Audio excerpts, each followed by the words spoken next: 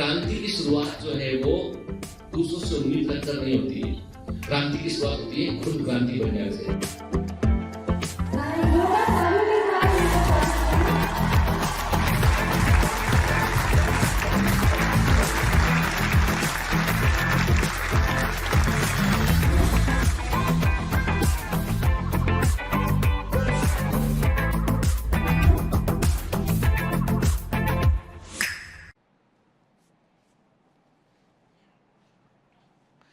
Hello commandos, welcome to Biomentors classes online. I am doctor Jitendra Singh. तो चलिए बेटा, animal kingdom में हम आगे बढ़ते हैं। तो पिछली क्लास में हमने देखा था एम्फीबिया, उसके पहले हमने देखी थी फिशेस के बारे में बात किया था। हमने कार्टिलेजिनस फिशेस को देखा, हमने जो है वो बोनी फिशेस को देखा, ठीक है ना। तो चलिए एक काम करता हूं, मैं आगे बढ़ने के पहले आपसे मैं कुछ छोटे छोटे क्वेश्चन कर लूं, ठीक है ना। तो उन प्रश्नों के आप उत्तर दीजिएगा और फिर बेटा हम आगे बढ़ते हैं।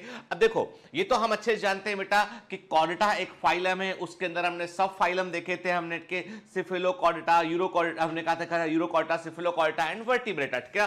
फिर वर्टिब्रेटा के अंदर भी हमने देखा। तो अभी हम क्या पढ़ रहे हैं, हम जो है रेप्टिलिया को आज हम पढ़ेंगे और इसके पहले हम एम्फीबिया तक कवर कर चुके हैं, ठीक है। अब मेरा पहला क्वेश्चन आपसे यह है कि आपको देखो, मैं केवल क्या करूंगा, मैं 5 या 6 कैरेक्टरिस्टिक यहां पर लिखता हूं, आपको उनको उनके रिस्पेक्टिव फाइलम के साथ मैच करना है। क्या करूंगा बेटा, मैं आपको जो है वो 5 या 6 में कुछ यूनिक फीचर जो है वो लिखूंगा, आपको बताना है किस फाइलम में ये आपको देखने मिलते हैं। चलिए ठीक है, पहला मैं लिखता हूं, फर्स्ट में लिखता हूं प्रोबोसिस ग्लैंड, प्रोबोसिस ग्लैंड, ठीक है। बताना है प्रोबोसिस ग्लैंड किस फाइलम में आपको देखने मिलती है, ठीक है, और उसका फंक्शन क्या होता है, काम क्या होता है, किस फाइलम में देखने मिलती है और उसका काम क्या होता है। दूसरा आपको बताना है बेटा फ्लेम सेल्स, फ्लेम सेल्स, ठीक है, ये किस फाइलम में देखने मिलती है और इनका काम क्या होता है। तीसरा आपको बताना है बेटा, देखा फ्लेम सेल, ठीक है ना। थर्ड आपको बतलाना है बेटा प्रोबोसिस ग्लैंड हो गया आपका, फ्लेम सेल्स हो गया आपका, आपको बताना है क्लाइटेलम किस फाइलम के ऑर्गेनिज्म में देखने मिलती है और इसका क्या फंक्शन होता है, इसका क्या फंक्शन होता है, ठीक है। नंबर 4 आपको बताना है रेडुला, रेडुला किस फाइलम में देखने मिलता है और उसका काम क्या होता है, ठीक है। रेडुला किस फाइलम में देखने मिलता है और इसका काम क्या होता है। पांचवा आपको बताना है, और किताब नहीं पलटना, कॉपी, समझ गए ना, जो याद है वो बताना। पांचवा बताना आपको पैरापोडिया, पैरापोडिया किस फाइलम के ऑर्गेनिज्म में देखने मिलता है और इसका काम क्या होता है, ठीक है। अगेन क्वेश्चन ये है कि आपको बताना है, मैंने कुछ जो है वो आपको कुछ मैंने यूनिक फीचर्स दे रखे हैं यहां पे, आपको बताना है किस फाइलम में देखने मिलता है, उनका काम क्या होता है। Proboscis gland, flame cells, clitellum, radula और पैरापोडिया। क्लियर। चलिए प्रश्नों के उत्तर तो देने पड़ेंगे, है ना, और कॉपी पलटे बगैर, बगैर बेईमानी के साथ, ईमानदारी से। नहीं आता बेटा खाली छोड़ दो उसको, ठीक है, लेकिन रिकॉल करो, मेरे साथ याद करने की कोशिश करो उसको। चलिए, तो अभी हम देख रहे थे बेटा गिनेथोस्टोमेटा को देख रहे थे, उसमें हमने 2 सुपर क्लास देखे थे। हमने एक पिसेस दिखा दे, फिन्स होते हैं, उसमें कॉन्ड्रीइक्थियस में जो है वो कार्टिलेजिनस फिशेस आती हैं, ऑस्टिइक्थियस में बोनी फिशेस उसमें आती है। अच्छा, मैं 2 मछलियों के नाम लिखता हूं, आप बताना कौन सी इनमें से किस ग्रुप में, पूछ लूं 2-4 क्वेश्चन और, ठीक है, किस ग्रुप में बिलोंग करती है, आपको बताना है। डॉग फिश, फ्लाइंग फिश, कौन सा इसमें कॉन्ड्रीइक्थियस का मेंबर है और कौन सा इसमें ऑस्टिइक्थियस का मेंबर है, बताना, ठीक है। डॉग फिश, फ्लाइंग फिश, ठीक है, ये इन दोनों में से जो कॉन्ड्रीइक्थियस ऑस्टिइक्थियस में मैच कीजिए किसके अंदर ये आते हैं, ठीक है ना। और यदि आप मेहरबानी करेंगे, थोड़ा एहसान करेंगे, तो साइंटिफिक नेम भी बतला देंगे, ठीक है, कि साइंटिफिक नेम क्या होता है इसका, आपके ही काम आएगा, ये मेरे काम नहीं आएगा, आपके ही काम आएगा, ठीक है। चलिए, टेट्रापोडा पे हमने एम्फीबिया के बारे में पिछली क्लास में बात किया था, ठीक है, और अब हम बात करने वाले बेटा रेप्टिलिया के ऊपर, के मतलब खतरनाक, डेंजरस और धरती पर सच्चे अर्थों में पहली बार जिन्होंने राज किया, के एंड हम ऐसा मानते हैं इस अर्थ के first king of the earth के, हमारी धरती के जो फर्स्ट किंग है, first king on the earth के, वो थे रेप्टिलिया। इस धरती के पहले जो राजा थे, जो सबसे अधिक जिन्होंने डोमिनेट किया इस अर्थ को, वो थे रेप्टिलिया के। और आपको बता दूं मैं, आप जो सांप आपको दिखाई पड़ रहा है, जो आपको स्नेक दिखाई पड़ रहा है, यदि हम इस सांप की बात करें हम, तो ये जो सांप है, ये सांप जो है वो कोई आपको दुनिया के सबसे अधिक मॉडिफाइड जीवों में से ऐसा कहा जाता है कि सांप से अधिक मॉडिफिकेशन हमें किसी और एनिमल में देखने नहीं मिलता है। They are very very unique, very very unique के स्नेक्स की बात करें हम, ठीक। फिर ऐसा नहीं है, रेप्टिलिया में हम देखें तो इसके अंदर जो है लिजार्ड छिपकलियां भी इसके अंदर शामिल है। इसके अंदर जो है वो आपके जो कछुआ होता है, जो टर्टल हुआ, वो भी इसके अंदर ही आता है, इसी का मेंबर होता है वो, ठीक है। और क्रोकोडाइल जो मगरमच्छ होते हैं, याद रखिएगा, वो भी जो है वो इसी ग्रुप के अंदर आते हैं, ठीक है। अब चलिए एक काम करते हैं, हम जो है वो सांप को रेप्टिलिया क्यों बोलते हैं, हम एक काम करते हैं, हम सांप के जैसे बनने की कोशिश करते हैं। अरे सांप के जैसे बनने की कोशिश का मतलब ये नहीं किसी को काटने लगे, ठीक है। कि सर ने कहा सांप के जैसा बन उठ के, मैं तो कुछ दिन तक अब मैंने सोच रखा है कि मैं सांप के जैसा बनूंगा, तो नंबर 1 पहला काम ये करूंगा, 2-3 साल तक जो है ब्रश नहीं करूंगा, मेरे दांतों में ऑटोमेटिक जहर हो जाएगा और फिर काटने दौड़ूंगा लोगों को। ऐसा नहीं करना, ठीक है। मैं बोल रहा हूं आपसे, जस्ट फील लाइक रेप्टाइल। चलो एक काम करो, वीडियो को पहले सुन लो, फिर वीडियो पॉज करके कोशिश करना, मजा आएगा। यू कैन फील इट कि कैसा रेप्टाइल फील करता होगा। आप कुछ मत कीजिए, आप अपने बिस्तर पर उल्टे पेट के बल लेट जाइए, ठीक है। मम्मी बोलेगी ये सर तो पागल हो गए, तुम्हारे पता नहीं क्या क्या करवाते तुमसे, है ना। मम्मी बोलेगी कि तुम्हारे गीतेन सर तो जो है वो अभी जो है वो मतलब तार हिल गया दिमाग का इनके, देखो हमसे क्या, हमारे बच्चे को देखो वीडियो देख के जो है वो रेप्टाइल बन रहा है। मैं केवल आपको महसूस कराना चाहता हूं कि रेप्टाइल का मतलब क्या होता है। आप अपने पेट के बल लेट जाइए, ठीक है ना।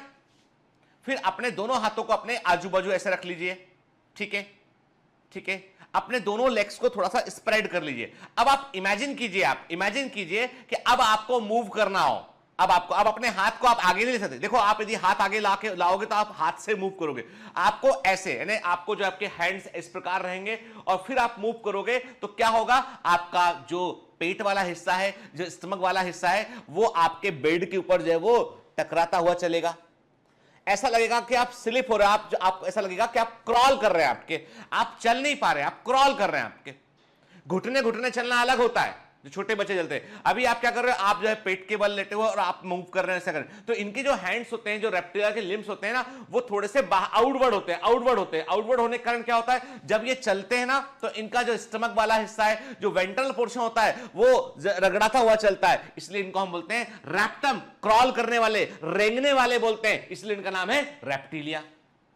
इतनी सी बात थी, इसके लिए हम बिस्तर पे भी उल्टे होके देख लिए। चलिए कोई बात नहीं यार। देखो ऐसा है, बायोलॉजी को जब तक फील नहीं करोगे ना, पढ़ने का मजा नहीं आएगा, कि रटते फिरेंगे फिर हम। तो मैंने क्या कहा आपसे, मैंने कहा रेप्टम मींस टू क्रीप और क्रॉल, के रेंगने वाले, क्रॉल करने वाले। क्रीपिंग वर्टिब्रेट्स होते हैं, ये रेंगने वाले वर्टिब्रेट होते हैं। स्टडी ऑफ रेप्टाइल्स को हम हर्पेटोलॉजी कहते हैं। अब इसका संबंध एनसीईआरटी से नहीं है, पर आ सकता है के। स्टडी ऑफ रेप्टाइल्स हर्पेटोलॉजी कहते हैं हमके। फर्स्ट वर्टिब्रेट, ऐसा कहा जाता है कि रेप्टिलिया पहले वर्टिब्रेट थे जो पूरी तरीके से जमीन पर रहने के लायक थे। एम्फीबिया के साथ मजबूरी थी, और एम्फीबिया की मजबूरी क्या थी, एम्फीबिया की मजबूरी थी उनके अंडे। भैया वो उसमें बाहर जेली के समान बना हुआ था जो सूख जाया करता था, डेसिकेशन की संभावनाएं थी, सूखने की संभावनाएं थी, तो जीवन आगे नहीं बढ़ेगा। तो एम्फीबिया की मजबूरी थी कि पानी के आसपास रहना है, वाटर में रहना है उसको। तो ये तो मजबूरी थी एम्फीबिया की। यहां पर क्या है, और एम्फीबिया के लंग्स भी उतने अधिक डेवलप नहीं थे, यहां पर इसके लंग्स भी अधिक डेवलप हो गए और इसने पूरी तरीके से टेरेस्ट्रियल लाइफ को अपना लिया। और एम्फीबिया की जो स्किन थी वो जल्दी से वाटर को रोक नहीं पाती थी। बाहर गर्मी पड़ेगा, वाटर का लॉस होगा, एम्फीबिया मर जाएगा। लेकिन यहां पर ऐसा नहीं था, यहां पर इनकी स्किन जो है वो स्केल्स वाली स्किन थी। यहां पे इतना आसान नहीं है, इसीलिए आप देखेंगे मरुस्थल के अंदर, डेजर्ट के अंदर आपको रेप्टाइल्स देखने मिलेंगे, सांप देखने मिलेंगे, ठीक है। नॉक्टर्नल होते हैं, रात को निकलते हैं इनके। जो मरुस्थल होता है, रेगिस्तान होता है, वहां पर क्या होता है, वहां पर दिन में जो है वो टेम्परेचर काफी अधिक होता है, तो दिन में ये रेत के अंदर छिप जाते हैं यहाँ पे और रात के समय बाहर निकलते हैं। एक बार मुझे अच्छे से ध्यान है कि हम एक बार राजस्थान, पहले भी बताया किस्सा, राजस्थान जो है वो जोधपुर गए हुए थे, जैसलमेर या जोधपुर कहें, जैसलमेर की बात है, वहां पे रेत के बड़े बड़े वो बने हुए रेत, काफी सारी रेत है, वहां पे कुछ कैंप होते हैं जो रेतीले हिस्से होते हैं, वहां पे होटल्स जो है बड़े अच्छे बढ़िया होटल्स हैं वहां पे, जो कैंपिंग इस प्रकार के कैंप लगाते हैं। तो रात का समय था, हम लोगों ने डिनर करने के बाद सोचा चलो एक काम करते हैं कि अंधेरे में जरा रेत में देख के आते, चांदनी रात थी, ठीक है। अरे मैं किसी फिल्म की स्टोरी नहीं बता रहा हूं, जैसे चांदनी रात थी तो आप सोच रहे अरे अब सर कोई हॉरर स्टोरी बताने वाले हैं, टेनिंग टेनिंग, तो वो सब नहीं बता रहा बैठ के, मैं बता रहा हूं कि जब हम लोग डिनर के बाद सोचा हमने चलो वॉक करने बाहर चलते हैं ना, तो हमको जो वहां पर जो गार्ड होते हैं, जो सुरक्षा के लिए होते हैं उसके होटल में कैंप के आसपास, उन्होंने बोला नहीं सर बाहर मत जाइएगा, आप इसी कैंपस में रहिए। तो मैंने बोला क्यों भाई, बाहर क्यों नहीं सकते? उसने कहा सर ये रेगिस्तानी एरिया है, यहाँ पे रात के समय जहरीले सांप निकलते हैं और वो आपको दिखाई नहीं पड़ेगा, रेत में होते हैं वो, तो वहां पे वो काट सकते हैं, इसलिए कई टूरिस्ट को जो है जिनको मना किया, कई बार ऐसा स्नैक बाइट का किस्सा यहाँ पे हो जाता है, इसलिए जो है वो मत जाइए। उसने बताया कि रात को रेगिस्तान जिंदा हो जाता है, ठीक है, रात को रेगिस्तान जिंदा हो जाता है कि उसके अंदर लाइट दिखाई देने लगती। चलिए, मतलब मजेदार कहानी है आगे। हां, पूरा रेप्टाइल पढ़ाने के बाद ये मत पूछना सर इच्छाधारी सांप किस ग्रुप में आता है। वो कहीं नहीं आता, वो सिर्फ कलर्स पे आता है। कहां पे आता है? कलर्स पर आता है, कलर्स टीवी पर, है ना, बाकी इच्छाधारी सांप कहीं नहीं आता। समझ गए? ठीक है, चलो तो लौट के आते हैं वापस अपने मुद्दे पे।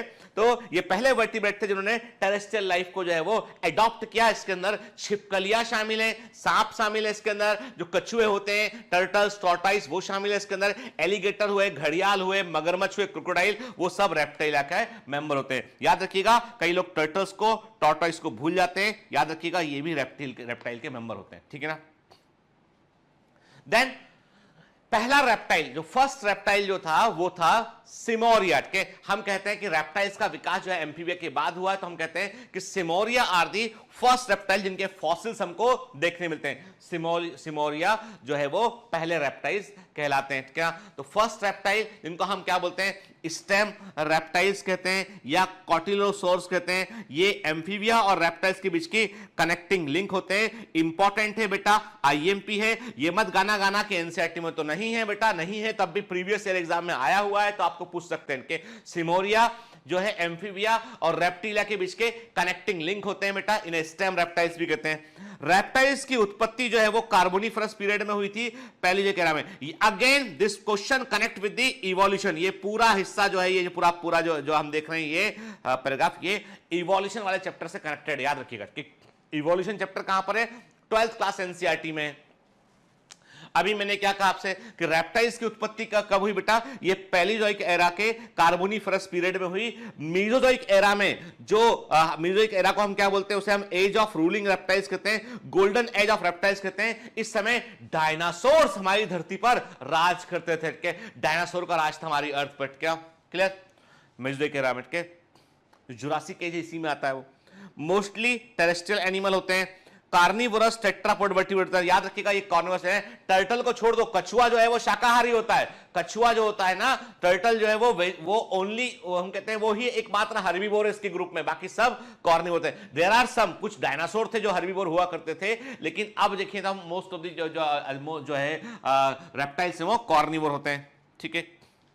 बॉडी किस तरह की होती है, बॉडी वेरीज इन फॉर्म, अलग अलग फॉर्म में देखने मिलती है। ये शॉर्ट या लॉन्ग हो सकती है, ब्रॉड या नैरो हो सकती है, डिप्रेस्ड दबी हुई या सिलेंड्रिकल हो सकती है। मतलब बॉडी में वैरायटी ऑफ फॉर्म देखने मिलते हैं, शरीर में आपको विभिन्न प्रकार के रेप्टाइल देखने मिलते हैं। और ऐसा क्यों हुआ, ऐसा इसलिए हुआ क्योंकि प्रकृति ने इनको एक्सेप्ट किया, नेचर ने इनको एक्सेप्ट किया, इनके अंदर एडॉप्टेशन की कैपेबिलिटी थी, इसलिए इनमें अलग अलग बॉडी फॉर्म डेवलप हुए।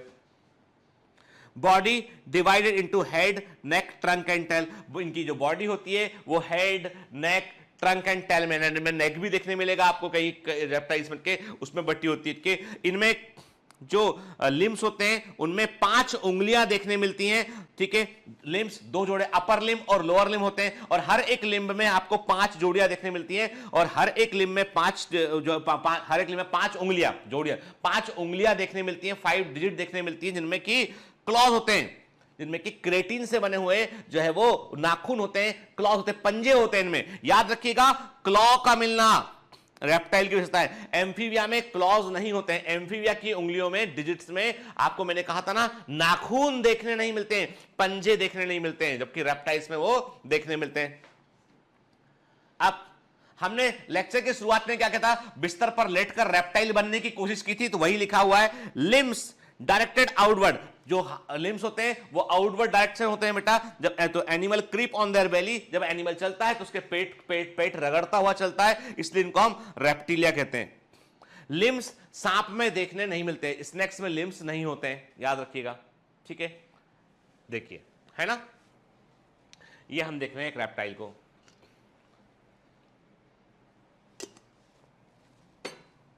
टू पेयर ऑफ लिम्स है इसमें, ठीक है। उसमें क्लॉज दिखाई, देखो ये दिख रहे हैं, नाखून दिखाई पड़ रहे हैं, क्लॉज दिखाई पड़ रहे हैं इसमें आपको के।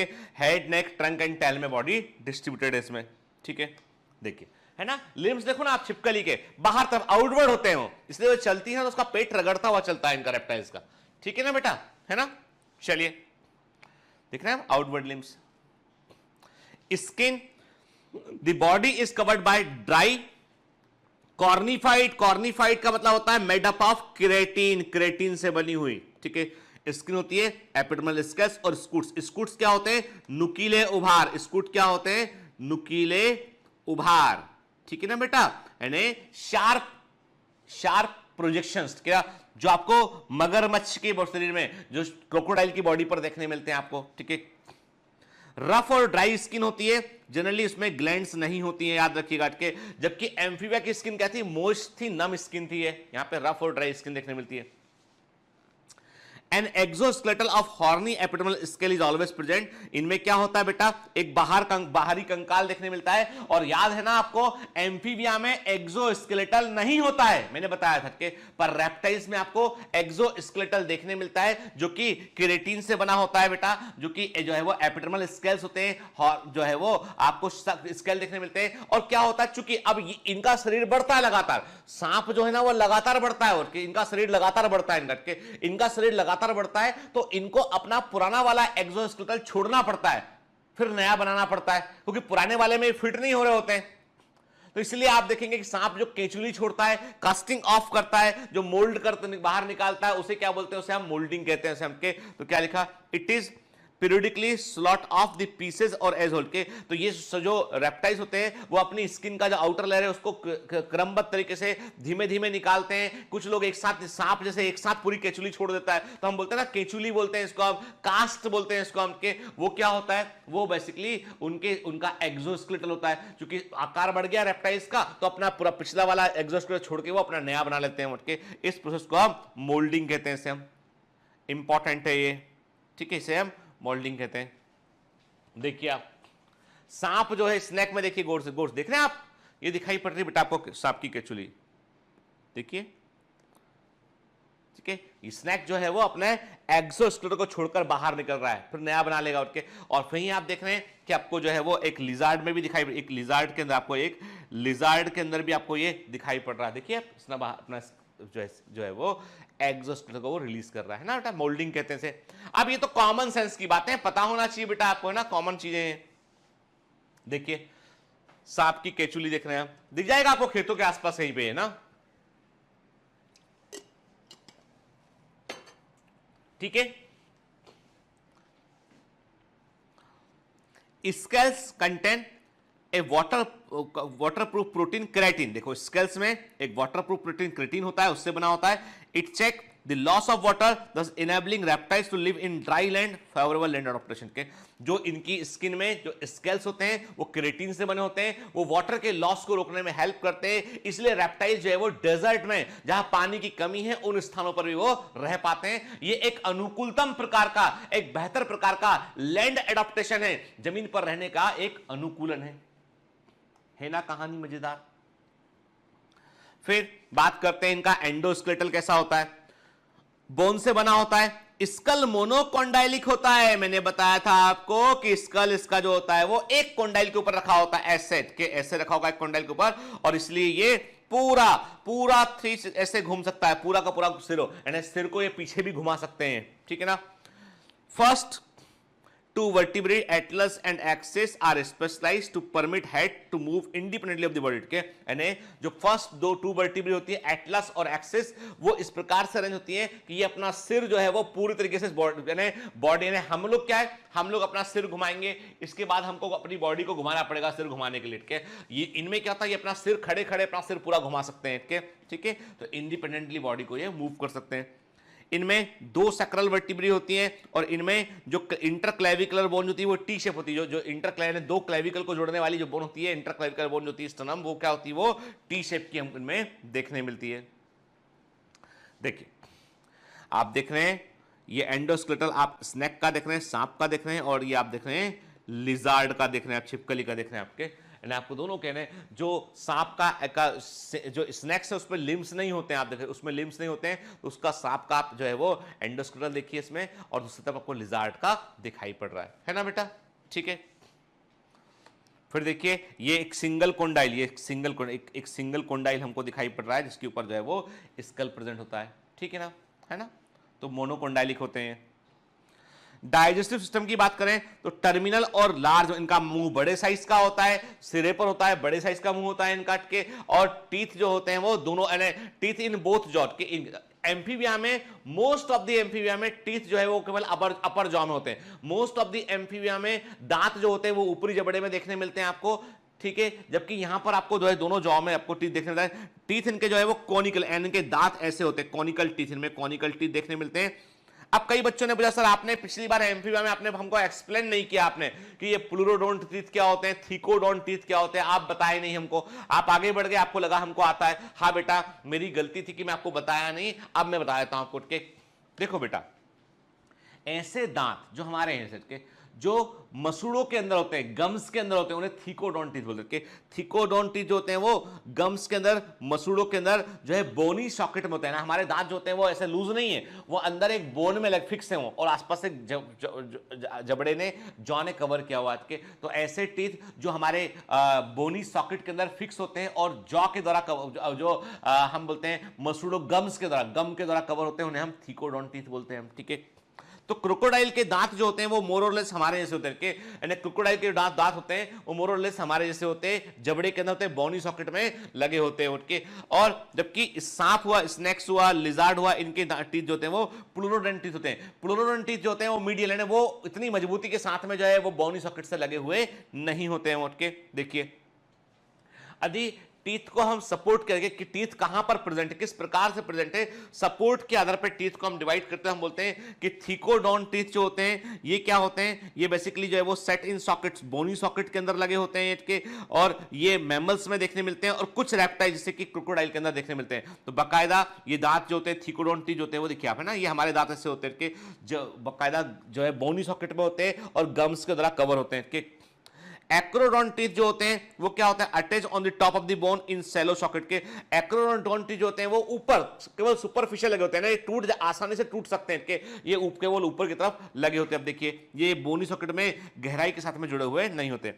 प्लूरोडोंट टीथ जो होते हैं वो टीथ कंपैरेटिवली एक्रोडोंट से अधिक मजबूती के साथ जुड़े होते हैं, लेकिन थीकोडोंट से कम मजबूत होते हैं उनके। वो बोनी सॉकेट में एक तरफ जुड़े होते हैं, यानी सॉकेट के अंदर धसे हुए नहीं होते हैं, वो एक सरफेस पे केवल जुड़े होते हैं। ये प्लूरोडोंट टीथ होते हैं, ठीक है, जो आपको बोनी फिश में, एम्फीबिया में और कुछ रेप्टाइल में आपको देखने मिलता है, ठीक है।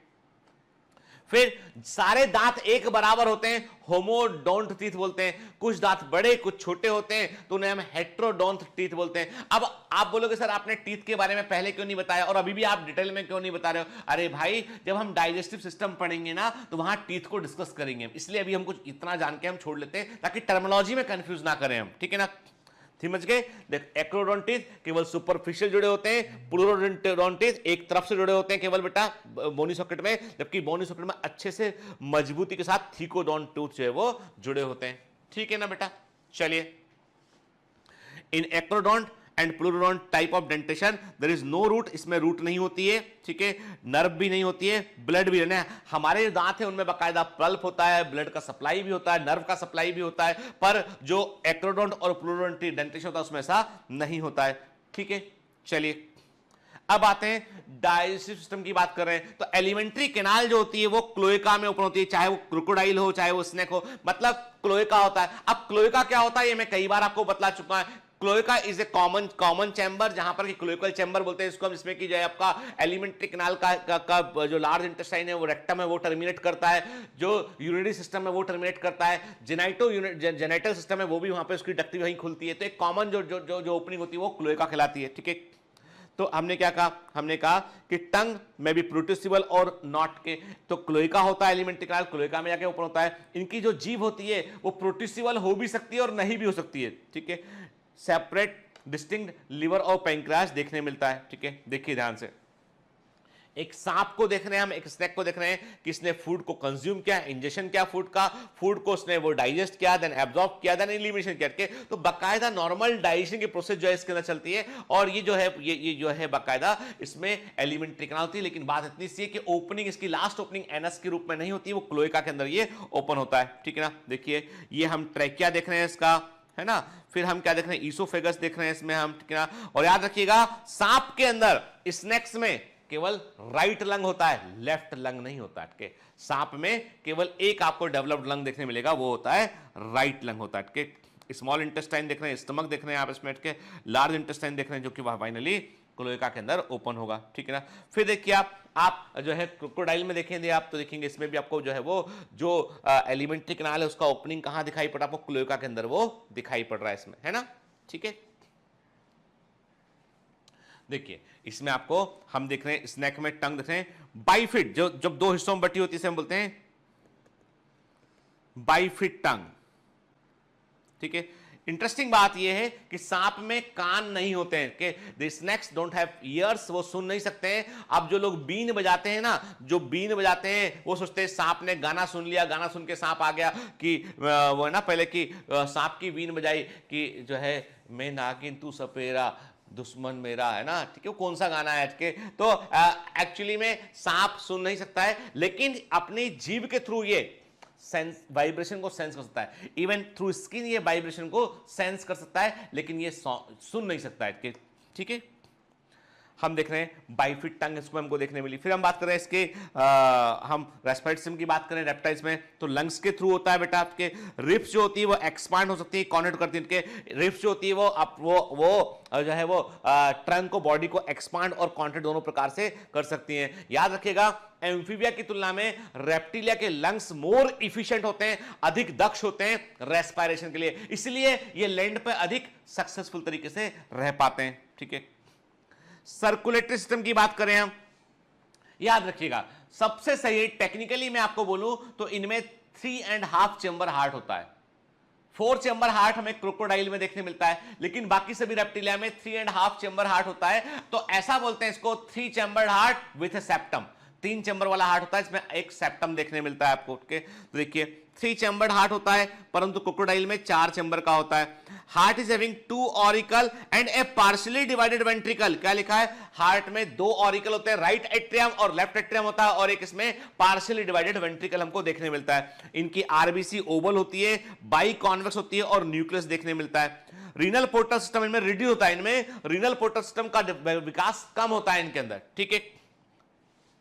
अब याद है आपको एम्फीबिया में मैंने आपसे कहा था कि एम्फीबिया का जो हार्ट जब ब्लड को पंप करता है तो वो मिक्स ब्लड पंप करता है, उसमें वीनस ब्लड और एट्रियल ब्लड दोनों मिक्स होता है, मतलब डीऑक्सीजनेटेड ब्लड और ऑक्सीजनेटेड ब्लड दोनों मिक्स होकर ही आगे पंप होता है, ठीक है। ये हमने कहां देखा था, हमने एम्फीबिया के अंदर देखा था हमने यहां पे। लेकिन जब हम रेप्टिलिया की बात करते हैं तो रेप्टिलिया में क्या होता है बेटा, रेप्टिलिया में जो एक एट्रियम है, राइट एट्रियम है, लेफ्ट एट्रियम है, ब्लड पंप करता है तो वेंट्रिकल होता है, वेंट्रिकल में पार्शियल सेप्टम होता है, इसलिए जब वेंट्रिकल ब्लड पंप करता है तो उसके अंदर 70% तक ऑक्सीजनेटेड ब्लड होता है, 30% डीऑक्सीजनेटेड ब्लड होता है, जो सेप्टम में इधर से उधर आ गया होता है। मतलब ये है कि मोस्ट ऑफ द ब्लड जो है वो ऑक्सीजनेटेड ब्लड को पंप करता है, मतलब यहां पर ब्लड मिक्स तो होगा लेकिन मिक्सिंग कंपैरेटिवली एम्फीबिया से कम होगी यहां पे। क्लियर? क्या लिखा? Deoxygenated and oxygenated blood not completely mixed up in heart due to partial septation in ventricle, ठीक है? So the pumped blood have major fraction of oxygenated blood, के एम्फीबिया की तुलना में थोड़ा सा डेवलप सिस्टम हुआ यहाँ पे। हार्ट ने जो ब्लड पंप किया उसमें मोस्ट ऑफ द फ्रैक्शन क्या किसका था? वो ऑक्सीजनेटेड ब्लड का फ्रैक्शन अधिक था उसके अंदर, ठीक है? देख रहे हैं हम के? देखो रेप्टिला का हार्ट देखते हैं इसमें हम, तो मैंने क्या कहा, ये राइट एट्रियम है, लेफ्ट एट्रियम है, ये पार्शियली डिवाइडेड वेंट्रिकल, इसमें क्या आपको सेप्टा, एक आपको आंशिक सेप्टा आपको देखने मिल रहा होता है। और बेहतर इमेज देखते हैं इससे हम, कि ताकि समझ में हमको बात है। देखिए टर्टल्स में, स्नेक्स में, लिजार्ड में जो है, देखा मैंने कहा आपसे कि ये क्या हो गया बेटा, ये हो गया है राइट एट्रियम, लेफ्ट एट्रियम, ठीक है ना, ठीक है ना? हमने कहा आपसे राइट, और ये क्या देख रहे हैं आप, वेंट्रिकल देख रहे हैं, जो कि पार्शियली डिवाइडेड वेंट्रिकल हमको दिखाई पड़ रहा है हमको, के पार्शियली डिवाइडेड, और पीए मतलब है पल्मोनरी एरोटा, ठीक है? तो हमको जो है वो पार्शियली डिवाइडेड हमको दिखाई पड़ रहा है। रेप्टिल, क्रोकोडाइल में क्या होता है, क्रोकोडाइल के अंदर जो है वो हार्ट पूरा 4 चैम्बर हमको देखने मिलता है। देखिए 3 चैम्बर्ड हार्ट हमको एम्फीबिया में देखने मिलता है, जो कंप्लीटली मिक्स ब्लड को पंप करता है। 3 chambered heart with A partial septa कहां दिखाई पड़ रहा है आपको? देखो यहां पे ध्यान से, ये वाला हिस्सा, ठीक है? पार्शियल सेप्टा दिखाई पड़ रहा है यहां पे हमको 3 चैम्बर्ड में, टर्टल्स में देखने मिलता है, ठीक है? तो ब्लड पंप होगा, परंतु मिक्स तो ब्लड होगा, लेकिन उसमें ऑक्सीजनेटेड ब्लड का फ्रैक्शन अधिक होगा। और 4 चैम्बर्ड हार्ट हमको देखने मिलता है बर्ड्स में, मैमल्स में, के पक्षियों के अंदर, मैमल्स के अंदर 4 चैम्बर्ड हार्ट होता है। लेकिन क्रोकोडाइल ऐसे रेप्टाइल होते हैं, मगरमच्छ या क्रोकोडाइल ऐसे रेप्टाइल होते हैं जिनमें कि 4 चैम्बर हार्ट हमको देखने मिलता है।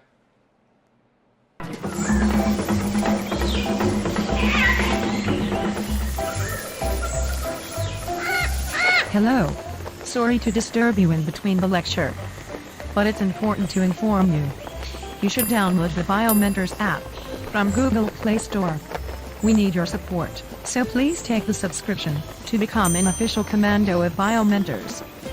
Bye bye. Continue your lecture.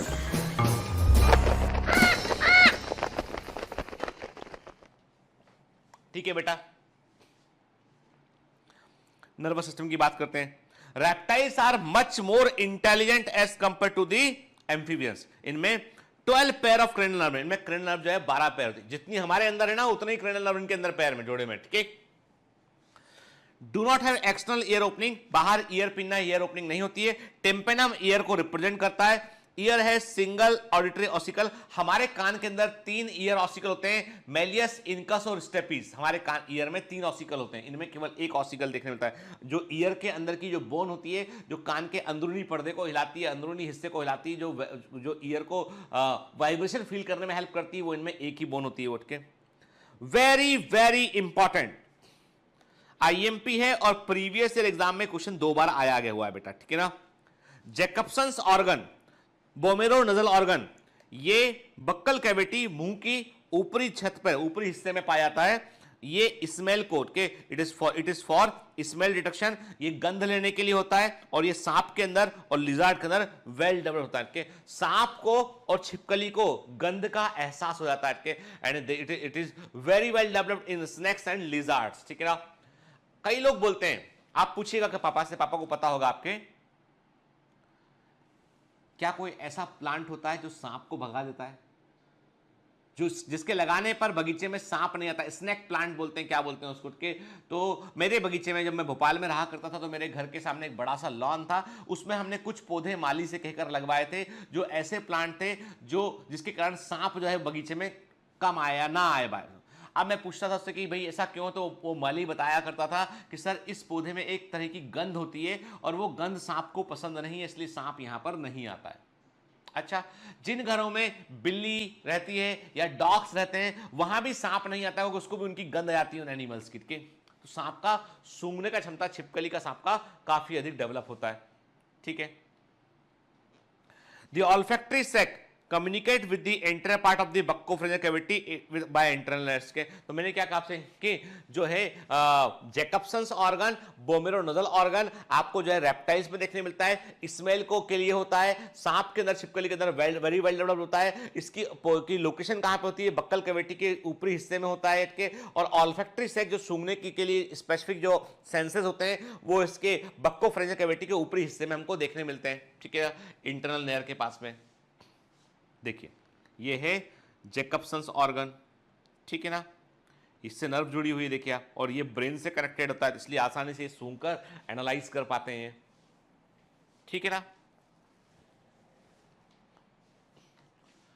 देख रहे हैं आप, है ना, ये देखिए आप ऑल्फैक्टरी बल्ब दिखाई पड़ रहा है इसमें, ये ना ऑल्फैक्शन, ठीक है। Roof of buccal cavity, Jacobson organ वहां पर होगा, है ना। ये बोमेरोनोडल ऑर्गन जिसको क्या बोल रहे हैं हम? जैकब्सन ऑर्गन बोल रहे हैं, ठीक है ना बेटा, है ना।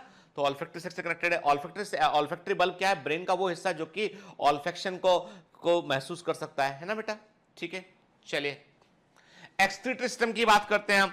तो मेटानेफ्रिक किडनी होती है, डेवलप प्रकार की किडनी होती है इनमें। यूरिकोटलिक एनिमल होते हैं जो कि यूरिक एसिड को रिलीज करते हैं, इसलिए इनकी वाटर की रिक्वायरमेंट कम होती है। यूरिक एसिड को रिलीज करने वाले जीव जो है वाटर को सेव करते हैं, इसलिए रेप्टाइल्स मरुस्थल में रह सकते हैं, ठीक है। इनमें यूरिनरी ब्लैडर में और में नॉट प्रेजेंट, कई जगह पर कई रेप्टाइल्स में यूरिनरी ब्लैडर नहीं होता है और कुछ में होता है, ठीक है। रिप्रोडक्टिव सिस्टम की बात करें, ये डायोसिस होते हैं, मेल और फीमेल अलग अलग होते हैं। Male usually have a muscular copulatory organ, male के अंदर जो है वो मस्कुलर, याद रखिए जब भी मेल में आपको कॉपुलेटरी ऑर्गन देखने मिलेगा, मोस्ट ऑफ द केसेस में आपको इंटरनल फर्टिलाइजेशन देखने मिलेगा। भाई कॉपुलेशन का मतलब ये है कि इंसेमाइनेशन करना, और इंसेमाइनेशन का मतलब है सीमेन को फीमेल बॉडी के अंदर डिपॉजिट करना। सुनिए बात को, समझिए कि यदि मेल के पास कॉपुलेटरी ऑर्गन है, इसका मतलब है वो कॉपुलेशन करेगा, और उस कॉपुलेशन का पर्पस होगा इंसेमाइनेशन करना, और इंसेमाइनेशन का मतलब होता है सीमेन को फीमेल बॉडी के अंदर डिपॉजिट करना, ठीक है ना। जो सेक्सुअल एक्टिविटी वो इसके अंदर आती है इसके। तो कॉपुलेटरी ऑर्गन होता है मेल में। गोनोडक्ट जो है वो क्लोएका में ओपन होता है। इंटरनल फर्टिलाइजेशन देखने मिलता है। मोस्टली ये अंडे ओविपरस होते हैं, अंडे देते हैं के। इनके जो एग होते हैं उनमें बड़ी मात्रा में एग योग होता है, पीला वाला पदार्थ होता है, क्योंकि ये एग जो है इनके अंदर जो भी एम्ब्रियोनिक डेवलपमेंट है उसको फूड की रिक्वायरमेंट को पूरा करता है वो। तो मैक्रोलस्थल एग होते हैं, क्लिडोइक एग होते हैं। ये एक बड़ा यूनिक फीचर होता है कि अंडे जो है उनमें एग शेल होता है, कैल्शियम कार्बोनेट से बना हुआ कवच होता है, और ये इसको सुरक्षा प्रदान करता है। एम्फीबिया के ऊपर ये एडवांस फीचर है। एम्फीबिया में क्या था? जेली प्रेजेंट था जो सूख जाया करता था, क्लिडोइक एग सूखते नहीं है। और इंटरेस्टिंग बात ये कि इनके जो अंडे होते हैं ना, एग होते हैं, उनमें एम्ब्रियोनिक मेम्ब्रेन्स होती हैं, मतलब जो डेवलपिंग एम्ब्रियो को वाटर मिलता है अंदर के, एमनियोटिक फ्लूइड भरा होता है। तो बाहर अंडा सूखा हुआ दिखाई पड़ रहा है आपको, ड्राई लेयर, लेकिन अंदर तो फ्लूइड प्रेजेंट है, वो उसको डेवलप होने में हेल्प करता है, ठीक है। डायरेक्ट डेवलपमेंट होता है, कोई मेटामॉर्फोसिस और कोई पेरेंटल केयर देना है। रेप्टाइल्स में बच्चों की परवाह नहीं करते रेप्टाइल्स, सांप जो है वो बच्चों की परवाह नहीं करते, ठीक है। No parental care at all, ठीक है। कई लोग कहते हैं सांप के छोटे बच्चे को मार दिया है तो सांप बदला लेने आएगा। अरे जो पेरेंटल केयर नहीं करता कैसे बदला लेने आएगा भाई, ठीक है ना।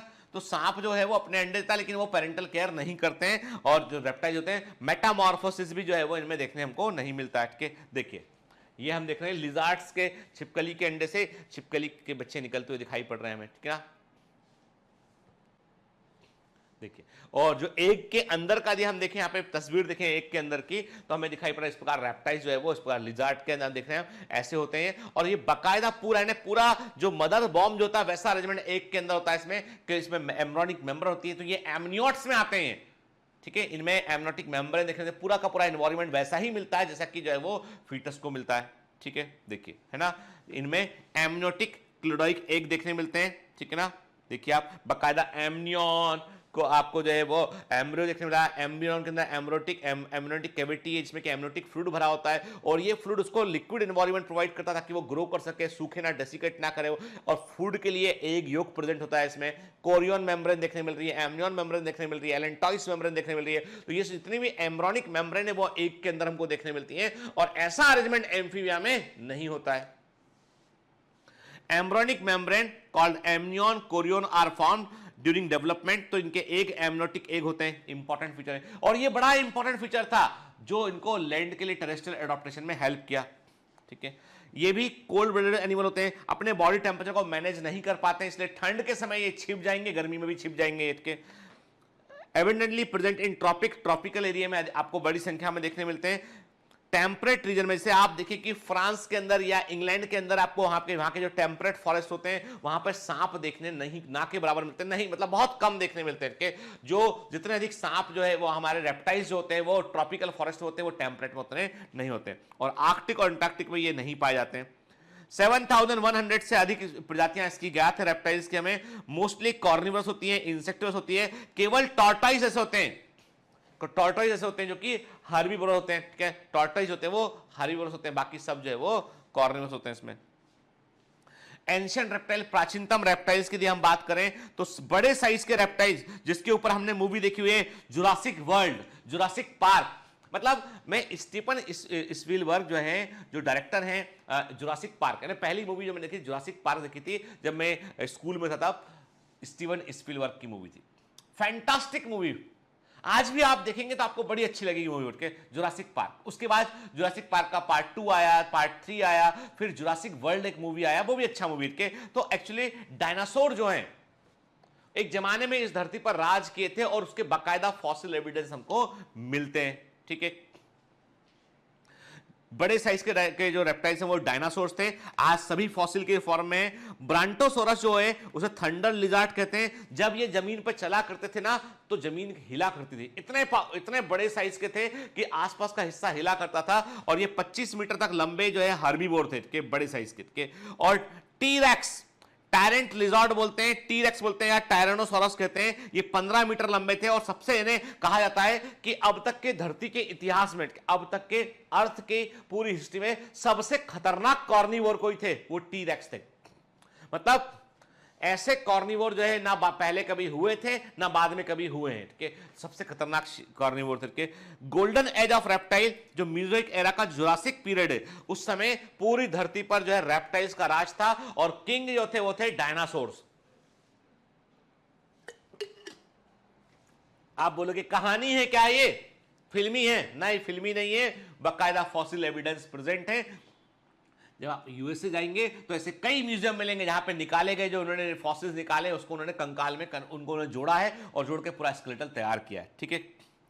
ये है ब्रांटोसोरस, जो शाकाहारी सबसे बड़े साइज के जो डायनासोर हैं वो दिखाई पड़ रहे हैं। और इसके बाजू में आप जो देख रहे हो ये है टीरेक्स, ये है टीरेक्स। चलो टीरेक्स देख लेते हैं। दिस इज दी टीरेक्स के धरती के सबसे खतरनाक शिकारी अब तक के जो है वो टायरानोसोरस के टीरेक्स।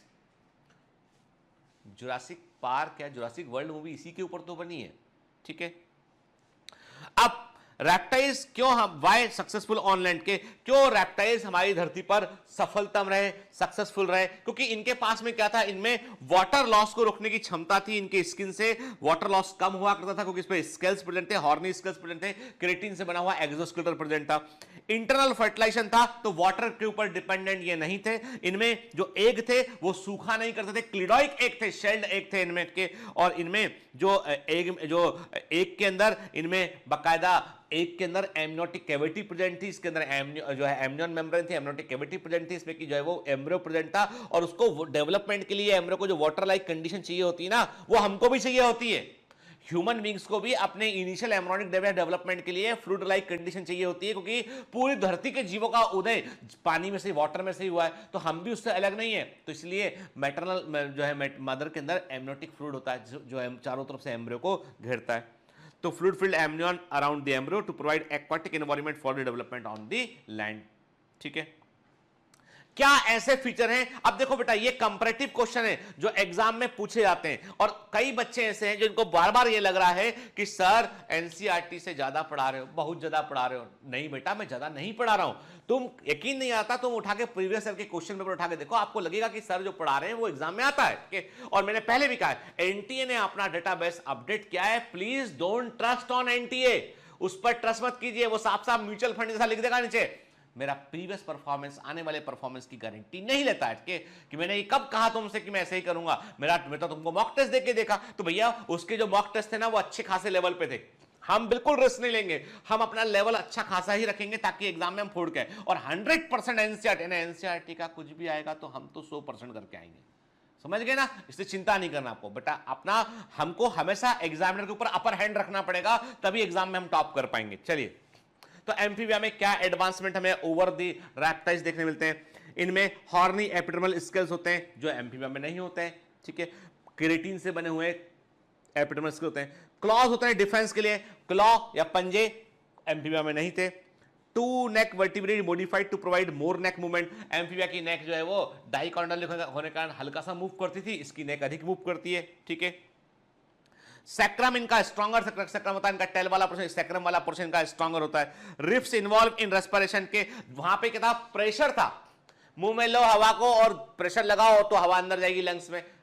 फ्रॉक की बात की थी हमने, यहां पर रिब्स एक्सपांड करती है, लंग का वॉल्यूम बढ़ जाता है, हवा अंदर आती है। रिब्स जो है वो कॉन्ट्रैक्ट करती है तो लंग्स का वॉल्यूम कम हो जाता है, एयर का प्रेशर बढ़ जाता है तो एयर बाहर निकल जाती है, इसके तो मोर इफेक्टिव लंग फंक्शन होते हैं।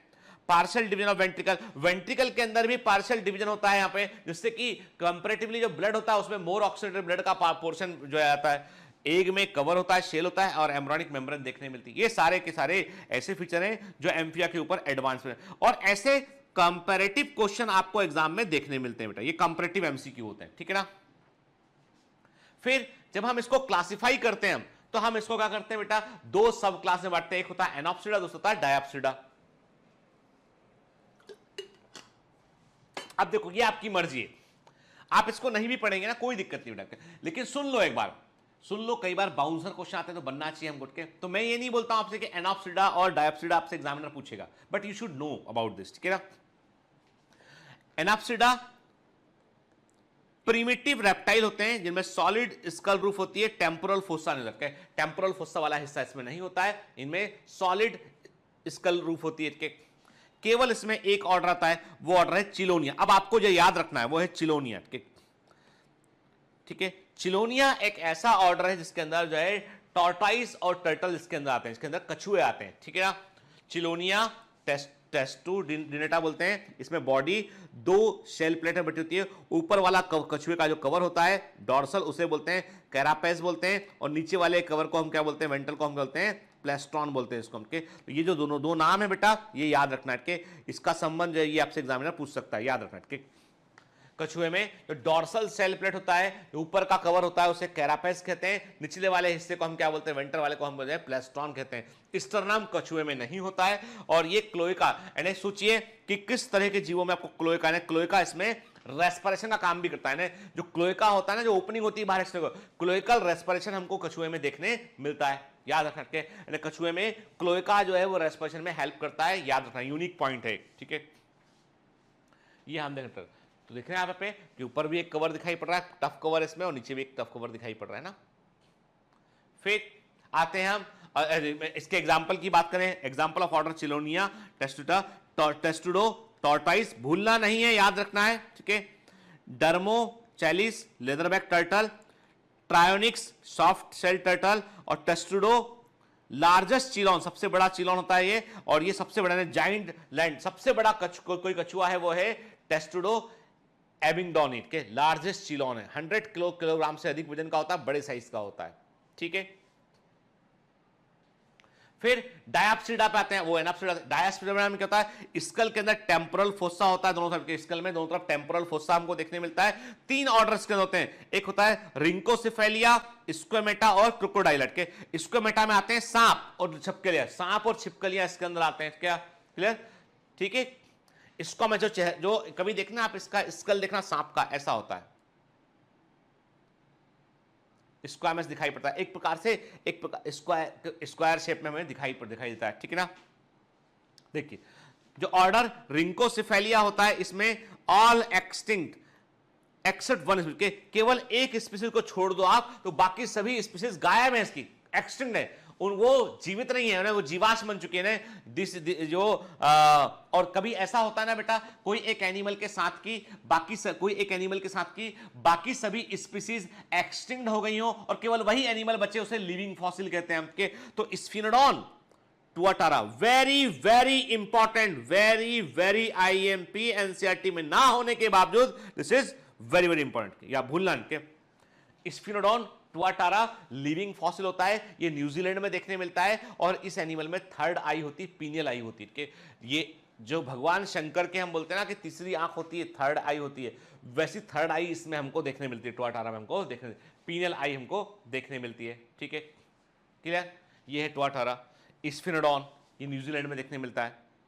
ओल्डेस्ट हम कह सकते हैं कि लिविंग फॉसिल के इनिशियल रेप्टाइल्स में से एक है।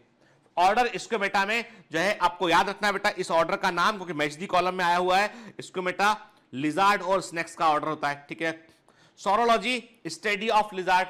ठीक है, छिपकलियों के अध्ययन को सोरोलॉजी कहते हैं। सर्पेटोलॉजी या ऑफियोलॉजी स्टडी ऑफ स्नेक्स को कहते हैं।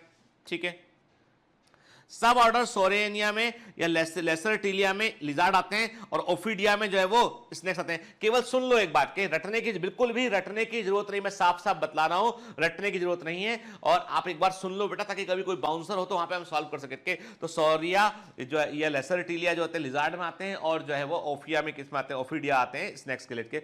लिजार्ड में two pair of pentadactyl limb होते हैं, स्नेक्स में लिम्ब होते हैं। सांप में लिम्स नहीं होते हैं, हाथ पैर लिम्स नहीं होते हैं, जबकि लिजार्ड में 2 पेयर ऑफ लिम्स हमको देखने मिलते हैं। ठीक, देखिए लिजार्ड भी देख रहे हैं इसमें हम, और हमको सांप भी दिखाई पड़ रहा है इसमें। ठीक है ना, क्लियर?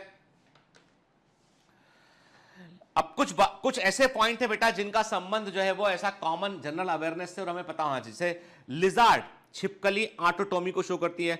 ऑटोटोमी के बारे में हमने पढ़ा हुआ है, कहां पढ़ा हुआ है हमने? इकाइनोडर्मिटा में देखा था कि स्टारफिश का एक आर्म पकड़ो तो अपना आर्म छोड़ के भाग जाती है उठ के। तो ये इनमें छिपकलियों में भी क्या होता है कि ये वॉलंटरी अपने टेल को ब्रेक कर सकती है ताकि एनिमी कंफ्यूज करे। जब कोई शत्रु इनके पीछे पड़ता है तो अपनी टेल को छोड़ देंगे, टेल इनकी मूव करेगी बाहर निकल के, और टैब उसके चलते वो जो एनिमी है वो कंफ्यूज हो जाएगा और ये बच जाएंगी। फ्रेनोसोमा और कैमेलियन जो है वीरपरस लिजार्ड है, ऐसी छिपकलियां होती हैं जो अंडे नहीं देती हैं, सीधे बच्चों को जन्म देती है। तो ऐसे लिजार्ड, ऐसी छिपकलियां जो सीधे बच्चों को जन्म देती हैं, वो कैमेलियन है, जो गिरगिट होता है वो कैमेलियन है, और फ्रेनोसोमैट के। ठीक, सबसे खतरनाक जहरीली जो छिपकली होती है वो हेलोडर्मा है, जिसे गीला मॉन्स्टर्स कहते हैं या बीडेड लिजार्ड कहते हैं। It is very poisonous, neurotoxic होती है। इसके काटने के 1 घंटे के अंदर व्यक्ति की डेथ आती है, और कोई भी तरह का ट्रीटमेंट जो है उसमें हेल्प नहीं कर पाता, बहुत ही मुश्किल होता है। इतना फास्ट इसका जहर फैलता है कि ट्रीटमेंट करने के दौरान के लिए हमें वक्त ही नहीं मिल पाता कई बार। लिम्बलेस लिजार्ड होती है ऐसी छिपकली जो छिपकली है लेकिन उसमें लिम्स नहीं है। आप बोलोगे सर सांप क्यों नहीं बोल रहे हो उसको, आप उसको लिम्बलेस लिजार्ड क्यों बोल रहे हो? आपने उसको सांप ही घोषित क्यों नहीं कर दिया? भाई लिजार्ड के दिए लिम्स नहीं तो सांप बन गया वो तो, लेकिन ऐसा नहीं है। ठीक है, लिम्बलेस लिजार्ड होती है ऑफिसोरस, एंग्विस और राइनिरा। ठीक है, लिम्बलेस लिजार्ड और सांप में फर्क ये होता है बेटा, limbless lizard resemble the snake but can be differentiated on the basis of having movable eyes. इनके आईलिड मूव करते हैं। सांप की आंख की पलकें नहीं झपकती हैं, छिपकली की आंख की पलकें झपकती हैं। इनकी मूवेबल आईलिड होती है, सांप में वो नहीं होती है। ठीक है, और इनमें ईयर ओपनिंग देखने मिलती है, सांप में ईयर ओपनिंग नहीं होती है। ठीक है, तो स्नेक्स में ना तो ईयर ओपनिंग होती है ना उनकी मूवेबल आईलिड होती है। कि यदि आंख की पलकें नहीं झपक रही हैं तो सांप हो सकता है। भाई समझ गए ना? ठीक, चलिए ये देख रहे हैं हम लिम्बलेस लिजार्ड। ये हमको क्या लगा, हमको लगता है ये सांप है, पर वो सांप नहीं है, लिम्बलेस लिजार्ड है। ठीक है, सबसे बड़ी लिजार्ड, सबसे बड़ी छिपकली होती है वेरेनस कोमोडोनेसिस के, 2.5 मीटर लंबी होती है, 100 किलोग्राम की होती है। इट इज दी, और ये आप जो है सबसे it is the largest lizard Varanus. Draco जो होता है ऐसी छिपकली होती है, ये जब ये जंप करती है तो अपने लिम्ब को फैला लेती है, और उसमें स्किन का एक फोल्ड जुड़ा होता है, उस फोल्ड को पेटेजिया बोलते हैं, और ये हवा में आपको उड़ती हुई दिखाई पड़ती है। ड्रैको इंपॉर्टेंट पॉइंट, ये सब बड़े कॉमन क्वेश्चन है, प्रीवियस ईयर में पूछे गए क्वेश्चन है, और इनका संबंध जो है वो आप ये बोलो कि सर एनसीईआरटी में नहीं दे रखा है, इधर ये कॉमन जनरल अवेयरनेस के क्वेश्चन है, पता हो इसके। और ये ट्रेडिशनल क्वेश्चन है, बार बार पूछे गए, इसलिए हमें तैयार रहना है कि ऐसे क्वेश्चन भी हमको बनना चाहिए। ड्रैको फ्लाइंग ड्रैगन बोलते हैं, ग्लाइड करता है हवा में, लेटरल स्किन फोल्ड होता है, पेटेजिया बोलते हैं। ठीक है, snakes are the one of the most special animal in the biology. मैंने कहा ना, जैविक संसार में जिस एनिमल के अंदर सबसे अधिक मॉडिफिकेशन देखा गया है, सबसे अधिक स्पेशलाइजेशन देखा गया, वो सांप होते हैं। इनमें इवोल्यूशन के दौरान इनमें लिम्स चले गए इनमें। ठीक है, जबकि पाइथन अजगर जो होता है, बोआ होता है, उसमें आपको पेल्विक ग्रिडल का हिस्सा देखने मिलता है, उनमें आपको वेस्टिजियल पेल्विक ग्रिडल देखने मिलता है, जो बाकी सांप में देखने नहीं मिलता है, अजगर में देखने मिलता है, बोआ में देखने मिलता है, जो इस बात का इंडिकेशन है कि in due course of evolution इनमें जो है वो लिम्स खत्म हो गए। ठीक है, स्टर्नम हुआ, पेक्टोरल ग्रिडल हुआ, टिम्पेनम हुआ, यूरिनरी ब्लैडर हुआ, ये सब सांप में नहीं पाए। सांप में यूरिनरी ब्लैडर नहीं होता, सांप में यूरिनरी ब्लैडर नहीं होता है, सांप में टिम्पेनम ईयर नहीं होते हैं, सांप में पेक्टोरल ग्रिडल शोल्डर वाले जो हिस्सा होता है अपर लिम्ब वाला वो नहीं होता है, स्टर्नम नहीं होता है। ठीक है,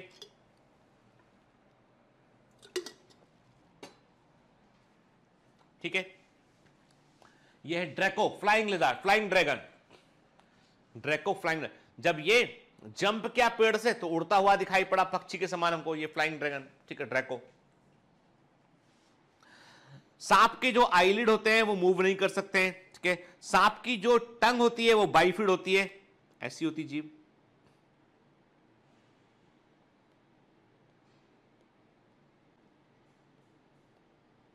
ठीक है ना, ये टंग है ना, ये सांप है, समझ गए ना। ठीक, tongue is sensitive to odour and vibe. मैंने कहा ना, ये जब कभी सपेरा बीन बजाता है, सांप देखना ऐसे ऐसे निकल के जीभ निकालता होता है, वो जीभ से वाइब्रेशन फील करने की कोशिश करता है उठ के। स्नेक्स में मिडिल ईयर नहीं होते हैं, ये अपने स्किन के थ्रू साउंड को परसीव कर सकते हैं पर सुनकर समझ नहीं सकते वो। ठीक है ना। Snakes shed scaly epidermis of skin in one piece. इसने सांप जो होते हैं वो अपनी स्केली एपिडर्मिस को एक पूरे पीस में बाहर निकाल सकते हैं, इसे एक डायसिस या मोल्डिंग कहते हैं। Locomotion of snake is helped bye ribs and large ventral scoot के जो है, इनमें क्या होता है बेटा, इनमें सांप जब जमीन पे चलता है ना तो ये अपनी रिब्स की हेल्प से मूव करता है, और इनमें इनके निचले हिस्से में क्या होता है, छोटे छोटे उभार होते हैं, स्कूट्स बोलते हैं, जो इसको मूव करने में हेल्प करते हैं।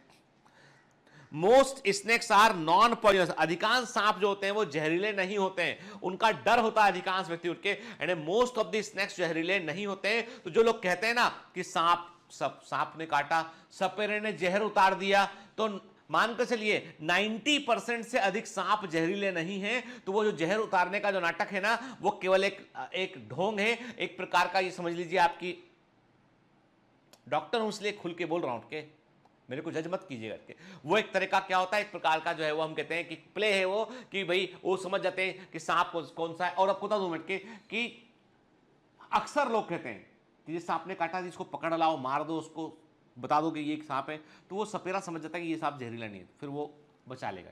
लेकिन यदि वो सांप किंग कोबरा है, वाइपर है, तो मुश्किल काम है, तो बहुत मुश्किल काम है, तो डॉक्टर के पास तुरंत जाना पड़ेगा। ठीक है। Python is the largest non poisonous के। जो अजगर होता है ना, अजगर जहरीला, अजगर कभी भी, अजगर जो है जहरीला नहीं है। अजगर कैसे मारता है एनिमल को, अजगर पकड़ता है उसको, बड़ा साइज का होता है, उसको क्रश करता है, पकड़ने के बाद निगल लेता है, पूरा निगल लेगा और फिर पचा लेगा उसको उठ के।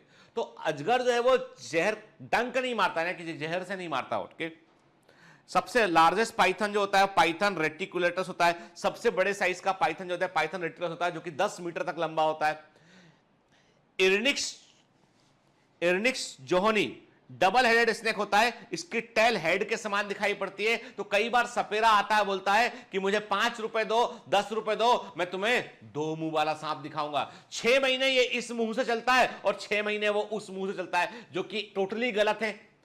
ये सांप क्या होता है, इस सांप में, जिससे मैंने कहा ये हेड है सांप का और ये इसका टेल है, ठीक है, दोनों एक समान दिखाई पड़ता है, इसलिए 2 मुंह के समान कहलाता है, 2 मुंह सांप कहलाता है। ठीक है, देखिए आप, बड़े साइज का पाइथन है ना, ऐसा पाइथन मैंने भी देखा हुआ। एक बार मैं बैतूल में जब था तो मैंने एक बड़े साइज के पाइथन को देखा वहां पे।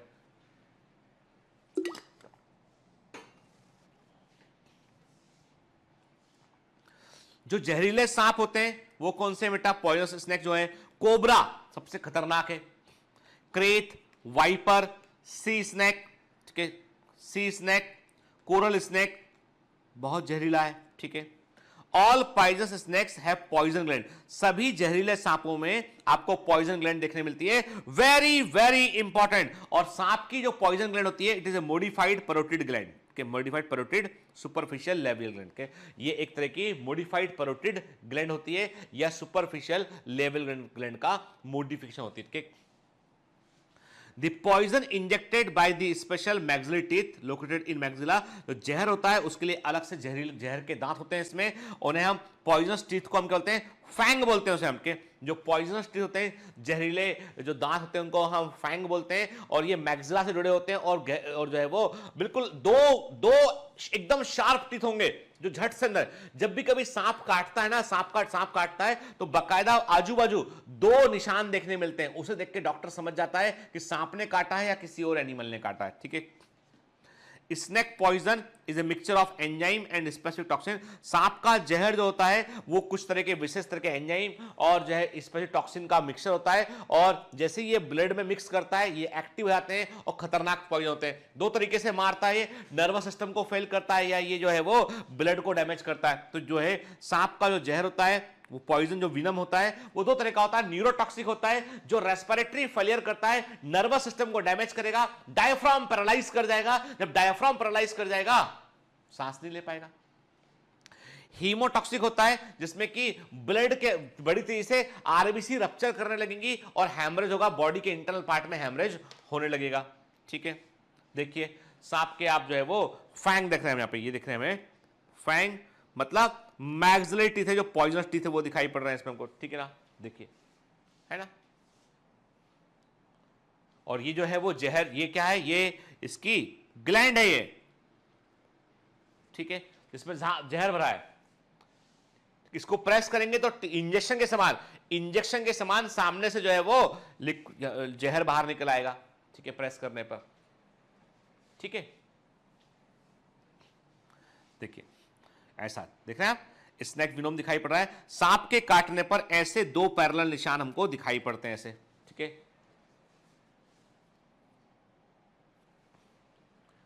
क्लियर। और जो कोबरा होता है, क्रेत होता है, सी स्नेक, इसका जो जहर होता है वो न्यूरोटॉक्सिक होता है। वाइपर का स्नेक जो होता है वो हीमोटॉक्सिक होता है। सबसे खतरनाक जो सांप होता है जिसके काटने पर बचने की संभावना बहुत कम होती है यदि समय पर ट्रीटमेंट ना मिले तो, वो होता है क्रेत, क्योंकि क्रेत जो होता है वो बड़ी क्वांटिटी में, बड़ी मात्रा में जहर को बॉडी में इंजेक्ट कर देता है। सांप से बचाने की बेस्ट मेडिसिन जो है, किसी सपेरे के पास जाना बिल्कुल भी नहीं है, कोई जादू मंत्र भी नहीं है, कोई जड़ी बूटी भी नहीं है, उससे बचने की मेडिसिन है वो है एंटी विनम सीरम। ठीक है, ये हर प्राइमरी हेल्थ केयर सेंटर में अवेलेबल होता है, यानी आपका जो जिला अस्पताल होता है, या हम ऐसा कहते हैं कि जो आपके आसपास कम्युनिटी हेल्थ सेंटर है, प्राइमरी हेल्थ केयर सेंटर है, वहां पर ग्रामीण क्षेत्रों में विशेष तौर पर रखा जाता है।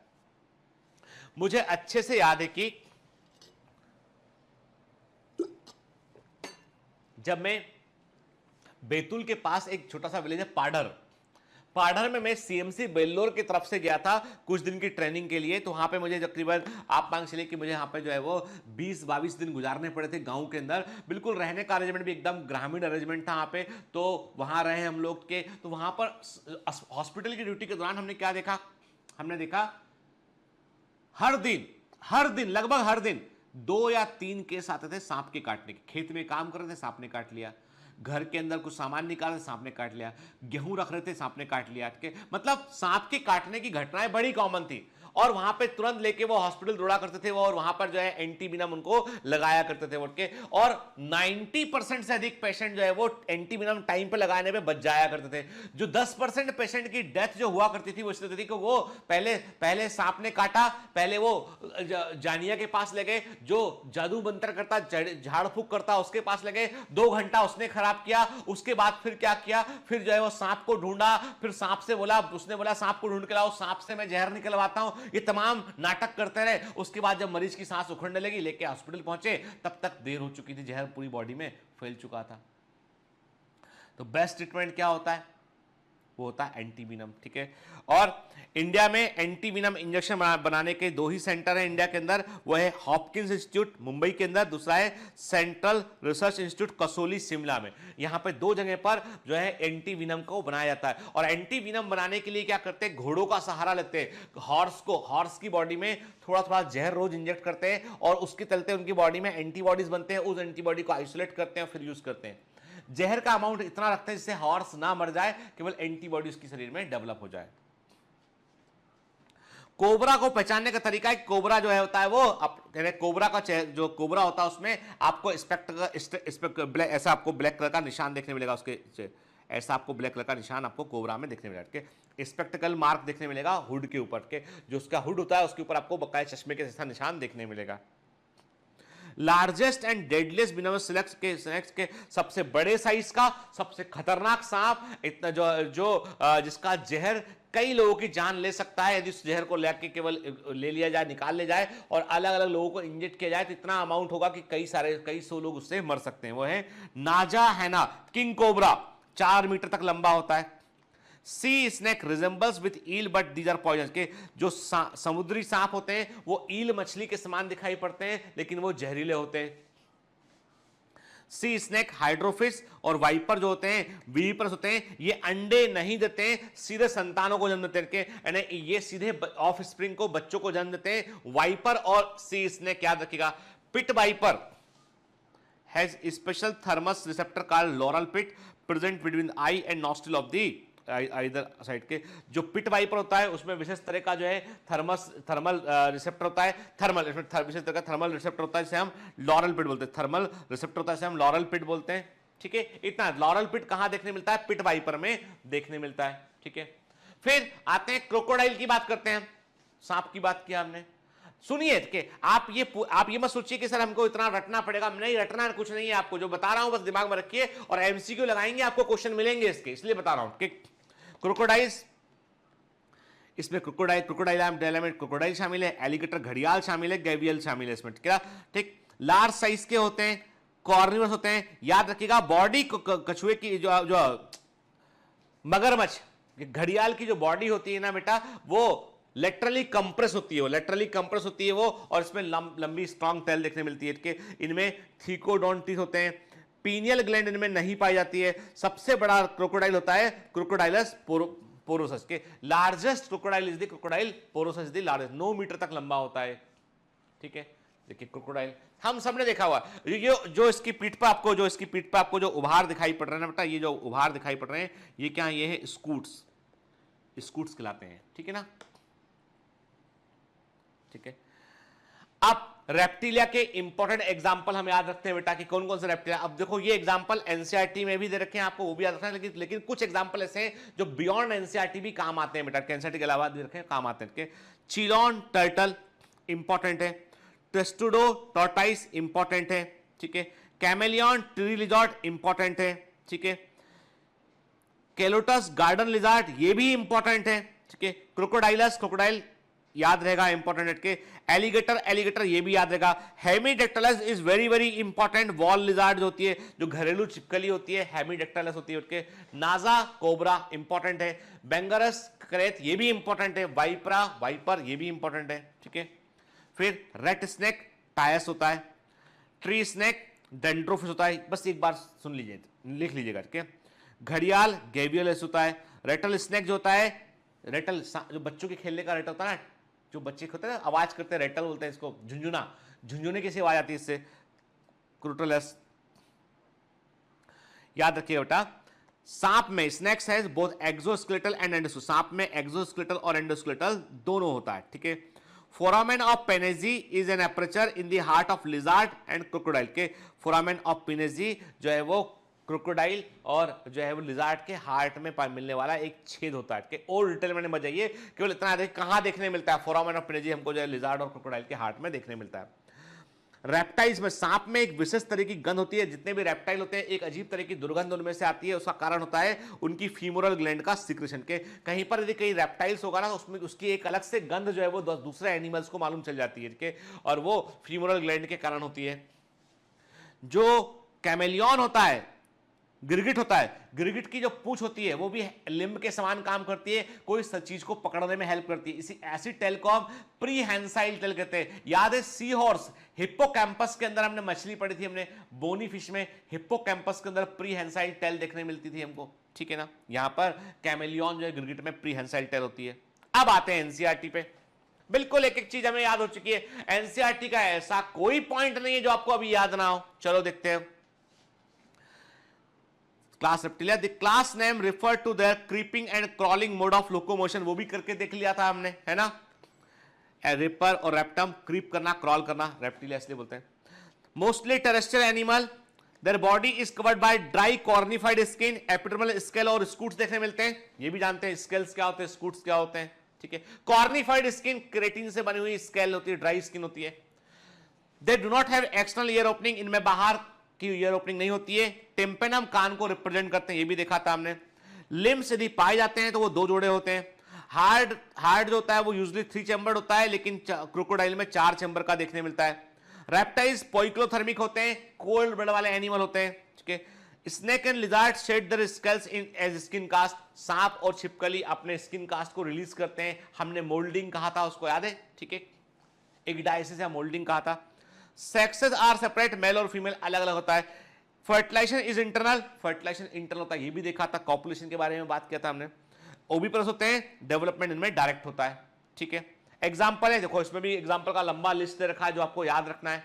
चिलॉन टर्टल, वही जो मैंने बताया आपको, Testudo tortoise, chameleon tree lizard, Calotes garden lizard, Crocodylus crocodile, alligator alligator, Hemidactylus wall lizard, और पॉइजनस स्नेक क्या होते हैं, नाजा कोबरा है, बंगरस क्रेथ है, वाइपरा वाइपर है। ये एग्जाम्पल वेरी वेरी इंपॉर्टेंट है और बड़ी संख्या में है और एनसीईआरटी के, भूलना बिल्कुल भी नहीं है, भूलना मना है, समझ गए। चलिए यहां पर हम आज बात खत्म करेंगे। आज हमने क्या देखा, सांप और छिपकली की दुनिया में जाके देखा, मगरमच्छ की दुनिया में जाकर देखा कि कैसे होते हैं वो। अरे यही तो जान रहे हो और क्या। अब आप बोलोगे नीट के लिए पढ़ना है, रटना है, नहीं बेटा ऐसा मत सोचा करो कि तुम सोचो मजा लो लेक्चर काट के। You just have enjoy the lecture like a movie. यार फिल्म देख के आते हैं, पूरी मूवी याद रहती कि नहीं रहती। मैं आज भी पूछ लूं क्या हुआ था उस मूवी में, किस मूवी का नाम लूं मेरे के, मैं भूल जाता हूं। अभी तो बहुत सारी मूवी में, अभी की मूवी तो याद ही रहती। अच्छा चलो, बजरंगी भाईजान में क्या हुआ था, आप बोलोगे मुन्नी, पाकिस्तान, ये वो, याद है कि नहीं याद। हद है यार, बजरंगी भाईजान तुम्हें याद रहती है एक बार में, लेक्चर भूल जाते, क्यों। ऐसा ना करो, ठीक है नहीं। इसको भी समझो कि फिल्म देखी आज हमने किसके ऊपर, रेप्टाइल्स के ऊपर देखा हमने आज, और हमने पूरे फीचर याद कर लिए, है ना बेटा। चलो, है ना, मुझे मालूम है आप सब बहुत टैलेंटेड है, बहुत अच्छा कर सकते हैं। All the best.